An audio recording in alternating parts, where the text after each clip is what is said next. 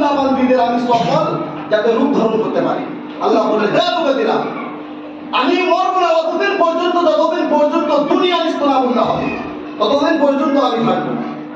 আল্লাহ বলে সেটাও তোকে দিলাম, ইল্লা মুহাম্মদ রাসূলুল্লাহ সাল্লাল্লাহু আলাইহি ওয়াসাল্লাম, হে ইবলিস হে আজাজিল, তোকে সমস্ত তাকত ক্ষমতা আমি তোকে দিলাম, কিন্তু আমার রাসূলুল্লাহ নৈকট্য লাভ করতে পারবি না, আমার নবীর চেহারা অনুসরণ করতে পারবি না, বাকি তুই যা কিছু তাই করবি। আল্লাহ পাক রব্বুল আলামিনকে ফেরেশতারা বলল, হে রব্বুল আলামিন, তুমি যে সমস্ত পাওয়ারফুল তাকে দিলে, তুমি তো তাকে শয়তান তৈরি করলে, কিন্তু তুমি তো তাকে বানালে, আর তোমার উম্মতদের নিকটে গিয়ে গিয়ে তাদের মধ্যে ফাসাদ সৃষ্টি করাবে, অশান্তি লাগাবে।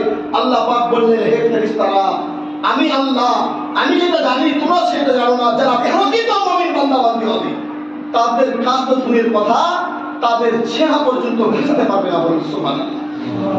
তো মুসলমান এখনো পর্যন্ত আমরা মুমিন হতে পারিনি, এখনো মুমিন হতে পারিনি, এখনো আমরা বুঝতে পারছেন কি হয়ে আছি।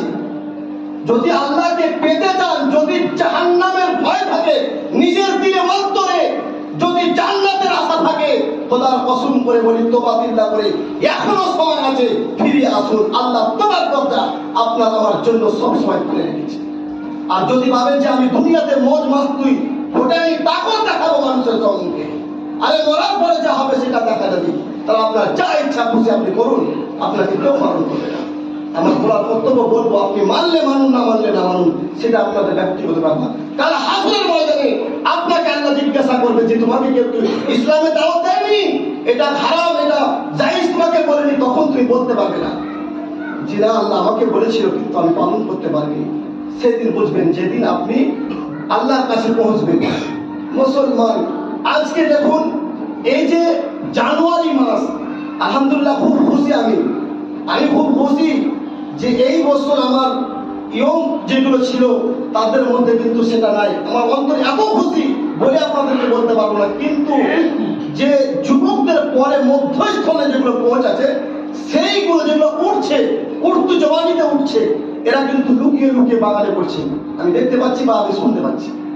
এটা ওদের ভুল নয়, এটা ওদের ভুল নয়, এটা প্রত্যেকটি বাপ মায়ের গার্জেনের ভুল। ভাবছে যে আমার ছেলেরা করছে কেউ জানতে পারে না, কিন্তু এর পাপ ভক্ষণ করতে হবে নিজের পিতা মাতাকে। পরে ওই বাচ্চারা কি বোঝে, ওরা নাদান। যদি নিজের পিতা মাতা তাকে আয়ত্তের মধ্যে, তাকে শাসনের মধ্যে রাখতো, ওই সন্তান কখনো ওই হারাম জিনিস নিয়ে বাগানে গিয়ে নোংরা জায়গাতে বসে বসে তার সঙ্গে ডান্স করে বাজি বাজিয়ে তারা নাচতো না। এটা আপনার আমার ইমানের কমজোরি, এর জবাব